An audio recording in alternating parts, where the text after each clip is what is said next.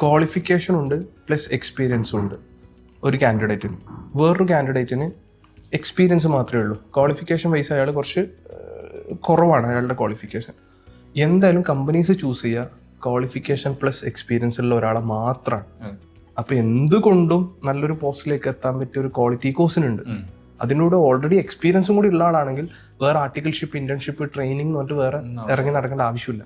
അപ്പൊ അവർക്ക് അടുത്ത ഒരു 1.5 വർഷം കൊണ്ട് നെക്സ്റ്റ് ഹ്യൂജ് ലീപ്പ് ആയിരിക്കും ഉണ്ടാകാൻ പോകുന്ന കരിയറിൽ അല്ലേ? ഇപ്പൊ നമ്മുടെ ഓൺലൈനിൽ തന്നെ 15 വർഷത്തെ എക്സ്പീരിയൻസ് ഉള്ള ആളുണ്ട്, 8 വർഷത്തെ എക്സ്പീരിയൻസ് പ്രസന്റ്ലി റണ്ണിങ് ബാച്ചിൽ പഠിച്ചുകൊണ്ടിരിക്കുന്നുണ്ട് പ്രൊമോഷന്റെ. അതായത് അവർ പറയുന്നത് എന്താ വെച്ചാല് ഇത്ര എക്സ്പീരിയൻസ് ഉണ്ടായിട്ടും എന്നേക്കാളും എക്സ്പീരിയൻസ് ഇല്ലാത്ത ആൾക്കാർ ക്വാളിഫിക്കേഷൻ വെച്ചിട്ട് എന്ത് ചെയ്യണം, അവരെക്കാളും.